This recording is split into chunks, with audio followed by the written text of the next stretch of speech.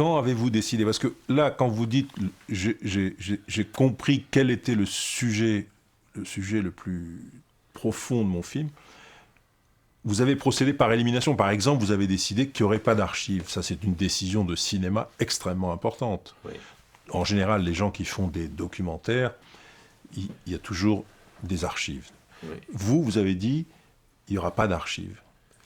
À partir de quoi et en référence à quels autres films vous avez pris cette décision, par exemple? Le problème, c'est que c'était toujours les mêmes archives et interprétées différemment selon le type qui les utilisait. Et par ailleurs, c'est pas très Votre façon de faire, oui. Je préfère créer les choses moi-même, si je peux. Mais surtout, il n'y en a pas.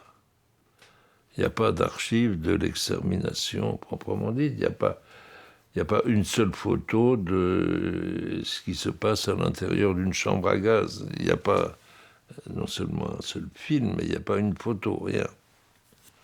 Alors on voit de temps en temps des types tués d'une balle dans la nuque, les Einsatzgruppen en Russie, mais la mort dans une chambre à gaz, nulle part.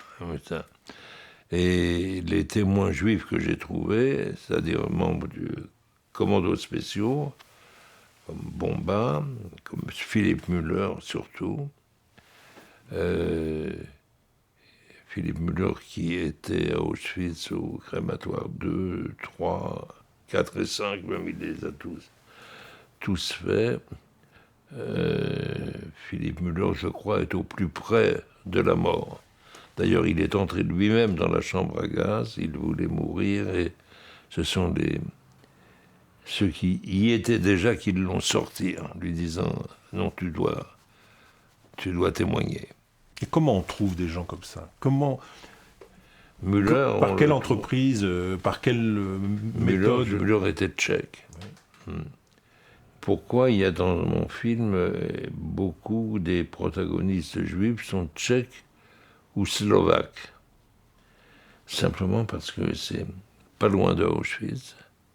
Et puis ils ont été parmi les premiers déportés et les premiers... Ils étaient les plus anciens du camp. Ils racontent tout, la façon dont les Allemands leur mentaient pour les faire entrer dans la chambre à gaz. Et c'est là où il a cette phrase poignante, bouleversante, « Qui veut vivre est condamné à l'espoir ». Das Sonderkommando lebte in einer ganz extremen Situation. Von unseren Augen sehnten wir täglich, wie Tausende und Abertausende von unschuldigen Menschen in den Schornsteinen verschwinden. Wir könnten sehen auf eigene Augen, was der Mensch überhaupt bedeutet. Dass sich niemand dass die Menschen da gekommen sind, die unschuldigen Menschen, Kinder, Frauen, Männer, und so, dass die plötzlich verschwunden sind und die Welt war stumm. Wir fühlten uns verlassen von der Welt, von der Menschheit. Und unter diesen Zuständen könnten wir gerade extrem sehr ein großes Verständnis haben für eine Möglichkeit zur Überlebung. Da wir gesehen haben, und da war, was ein Leben von Menschen ist. Und wir waren überzeugt, dass die Hoffnung ist immer in einem Menschen noch bis die Zeit, bis der Mensch lebt. Man soll die Hoffnung nicht aufgeben, bis man lebt. Und so haben wir gekämpft in unserem harten Leben, von Tag zu Tag, von Woche zu Woche, von Monat zu Monat, von Jahr zu Jahr. Mit der Hoffnung, dass es vielleicht doch uns gelingen würde, von dieser Hölle entrinnen zu können.